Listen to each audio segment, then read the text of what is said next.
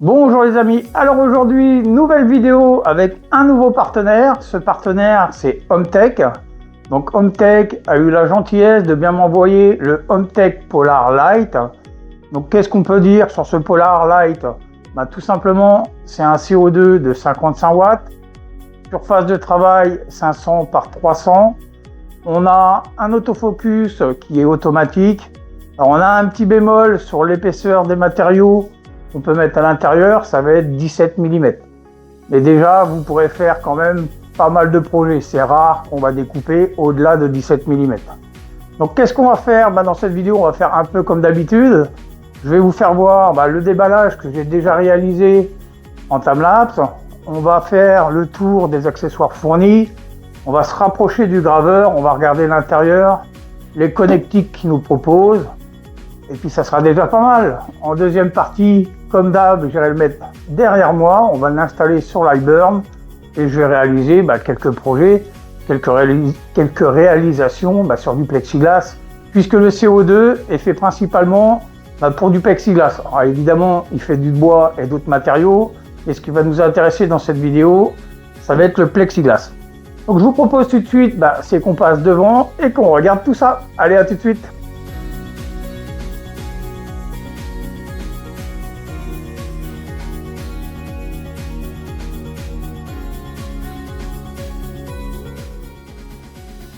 Alors, on se retrouve devant le Polar Lite. Donc on peut regarder ses finitions, c'est blanc, c'est propre, ça passe un peu partout. Donc il est entièrement caréné d'acier, recouvert d'une peinture blanche. Donc au niveau design, je dirais qu'on n'a pas grand chose à dire. Donc je vous propose, c'est qu'on regarde les accessoires fournis.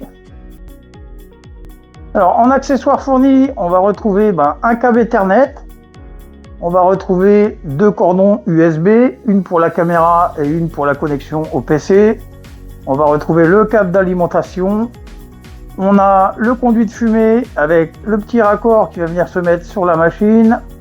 On va retrouver un peu d'outillage et une petite sacoche avec les notices. Alors je vous dirai, s'il y a du français, je vous le marquerai. Donc, je vous propose, c'est qu'on fasse le tour des connectiques. Donc on va regarder déjà sur le dessus. Sur le dessus du laser, on va retrouver un petit écran indicatif qui va vous indiquer la température de l'eau de refroidissement. On a un bouton Start et un petit bouton Reset. Donc on va passer sur le côté de la machine. Alors sur le côté droite de la machine, on va retrouver une petite entrée d'air, un peu comme d'habitude sur tous les graveurs. On a un coup de poing d'arrêt d'urgence. On a une connectique Ethernet. On va retrouver deux ports USB, donc un pour relier à ton PC pour les informations de l'iBurn. Le deuxième, ça va être pour la caméra de calibration. Juste à côté, on va retrouver la prise d'alimentation et l'interrupteur général. Et le petit bouton juste ici, la petite fiche, c'est une fiche de mise à la terre tout simplement. Donc je vous propose, c'est qu'on va aller voir l'intérieur du graveur. Donc on va rentrer à l'intérieur du graveur. Donc on va ouvrir cette belle petite porte. Donc on peut remarquer que c'est du verre, donc c'est gage de qualité. Sur cette porte, on va retrouver la caméra de 50 mégapixels. Donc on va aller voir l'intérieur. À l'intérieur, comme vous pouvez remarquer, au fond de ce HomeTech Polar Lite, on va retrouver une rampe de 6 ventilateurs d'aspiration. Donc ça doit aspirer pas mal, je dirais. On a au fond le nid d'abeille de 500 par 300. On va aller voir sur le côté gauche. À gauche de ce graveur, sous la carrosserie. Alors comme je vous ai dit précédemment, ce graveur, on n'a pas besoin de le charger en eau ni en antigel. Comme on peut voir juste ici, on a le réservoir qui est déjà ajusté avec le niveau mini et le niveau bas.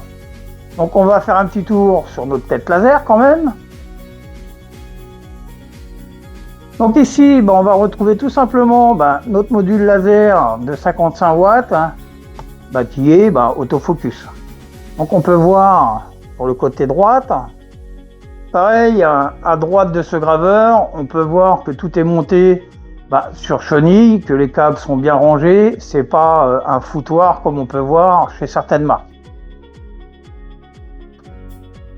Voilà pour ce petit graveur Hometech Polar Light. Donc je vous propose tout de suite, c'est que j'aille le mettre tout au fond, là-bas à droite. Je lui ai fait un petit peu de place. Je vais le connecter et puis on se retrouve sur l'ordinateur pour configurer ce Hometech Polar Light. Allez, à tout de suite. Alors, on se retrouve sur le site du constructeur. Donc, si vous allez faire un petit tour, vous allez pouvoir voir toutes les caractéristiques de ce petit graveur. Donc, on va descendre. On va rappeler, on a un autofocus automatique. Surface de travail 500 par 300. Caméra 5 mégapixels. Il marche sur différents logiciels, dont l'iBurn. Vitesse 500 mm par seconde. Alors comme je vous disais, on a le petit écran en affichage en temps réel de la température. Son poids 41 kg. Bien évidemment, c'est un laser de classe 1. Donc on va descendre un petit peu plus bas. Donc on peut voir certaines démonstrations sur différents matériaux. Donc voilà, on va redescendre un tout petit peu plus bas. On va retrouver toutes les caractéristiques de ce petit graveur. Donc on arrive à la liste du matériel fourni. Alors la liste, elle n'est pas tout à fait exacte. On n'a pas de clé avec ce graveur. Je ne sais pas pourquoi ils ont mis une clé. Mais sinon, le reste du matériel m'a l'air correct. Donc vous descendez un peu plus bas et vous avez toute la liste des caractéristiques de ce graveur. Donc on va tout de suite aller sur l'iBurn et on va configurer ce petit Hometech Polar Light. Allez, à tout de suite. Donc comme d'habitude, quand on arrive sur l'iBurn pour la configuration, on arrive sur cette petite page là. Donc on va commencer à configurer notre graveur. Donc vous pouvez toujours essayer de trouver manuellement, mais moi je suis pas fan. Généralement ça marche pas tout le temps ou les réglages sont pas tout à fait exacts. Donc on va faire créer manuellement. On va chercher cette fois-ci pas GRBL mais RIDA. On clique dessus. On va faire Next. On va se mettre sur Serial USB. On va faire Next. Donc là pour un graveur CO2, on va se mettre de préférence en millimètres par seconde. Même si ça ne vous empêche pas, si vous préférez, rester en millimètres par minute. Donc on va lui donner son petit nom. Donc c'est Hometech.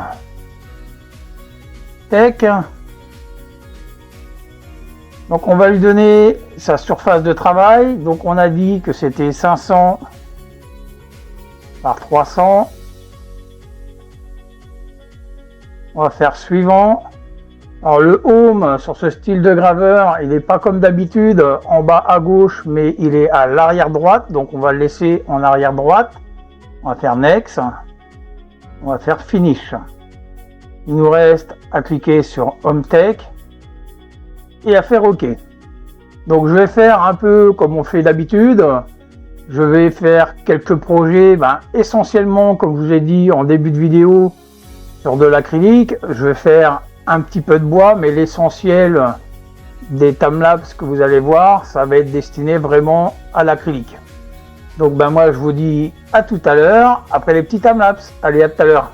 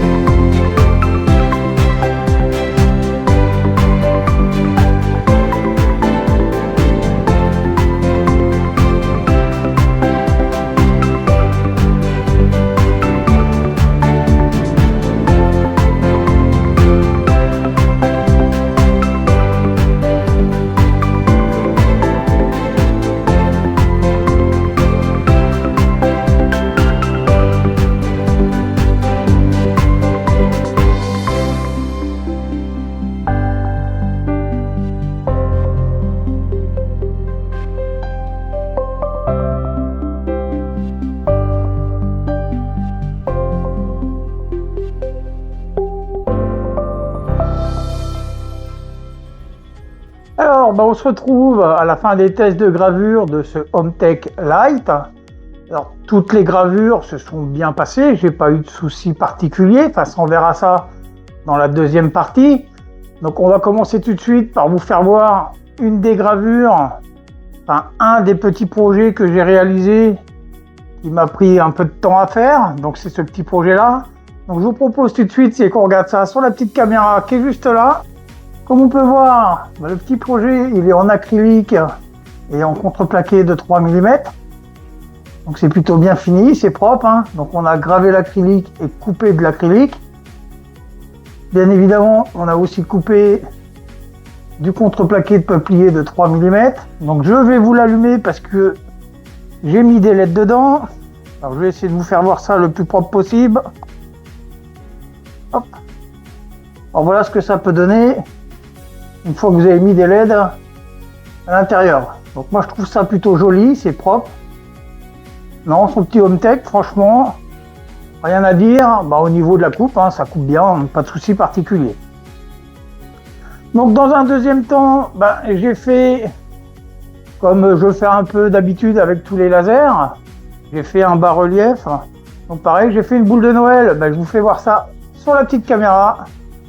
Alors, on peut regarder notre petite boule de Noël. Donc on a bien des reliefs. Alors pour la gravure, pour obtenir un marron un peu plus profond, j'ai passé 2 passes.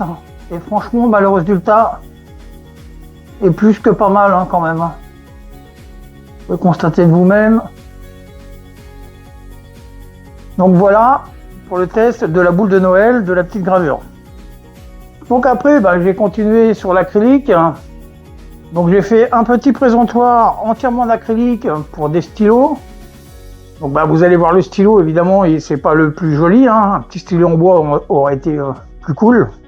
Donc je vous fais voir ça pareil sur la petite caméra. Comme on peut voir, le présentoir à stylo est plutôt pas mal. Ça c'est chouette. Donc on a un peu de gravure dessus. Je vais essayer de vous faire voir ce que ça donne au niveau de la coupe de l'acrylique. Donc non, c'est plutôt chouette. J'ai franchement adoré travailler avec ce petit laser pour couper de l'acrylique. Enfin, le CO2, il n'y a rien de mieux. Enfin, il n'y a que ça comme laser, vous me direz. Donc pareil, j'ai fait un autre assemblage. J'ai fait une petite boîte. Je voulais voir si quand on coupe des boîtes avec les petites encoches, si ça s'emboîtait correctement. Donc je vais vous faire voir ma petite boîte que j'ai réalisée. Donc pareil, la petite boîte, il y a eu de la gravure et de la découpe. Donc malheureusement, j'ai pas la colle qu'il me faut pour pouvoir coller cette boîte, donc j'ai mis des élastiques. J'ai essayé avec de la super glue, mais ça fonctionne pas du tout. N'essayez pas, ça marche pas. Donc je vais faire voir ça tout de suite sur la petite caméra pareil. Donc comme on peut voir la petite boîte, j'ai gravé au BMS. Alors désolé pour les reflets.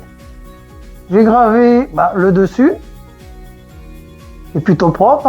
Donc on va faire le tour de la petite boîte. Alors, il y a les traces de mes doigts bien évidemment. Donc c'est propre. Comme on peut voir, ça s'ouvre. Maintenant la petite boîte et la gravure du dessus est plus que propre, c'est super joli, c'est agréable à faire. Donc voilà pour ma petite boîte que j'ai faite, je trouve sympa. Je vais donner ça à ma fille, elle pourrait peut-être mettre ses bijoux ou autre chose dedans. Donc pareil, ce que j'ai fait que personne ne fait en général, excusez-moi, je fais de la gravure de portrait sur de l'acrylique. Donc franchement pareil, j'ai fait 2-3 essais pour avoir les bons réglages sur cette machine. Mais je vais vous faire voir ça pareil sur la petite caméra. On est estomaqué par la qualité de la gravure. Donc c'est parti, on y va. Donc comme on peut voir, le petit visage de l'enfant sur de l'acrylique, que ce soit devant, que ce soit derrière, c'est plus que propre. Non, la qualité de la gravure est franchement... C'est franchement nickel, il n'y a franchement rien à dire, on voit les détails. Vous mettez ça, vous le mettez sur une petite embase lumineuse, mettez un portrait de votre enfant, c'est magnifique. Donc ben voilà pour les quelques petits tests que j'ai pu faire avec ce HomeTech Lite. Hop. Non mais n'écoutez pas l'autre, il a encore oublié quelque chose, sans déconner. Il a fait une petite lampe en acrylique, alors je vous fais voir ça tout de suite. Allez, à plus tard, bisous.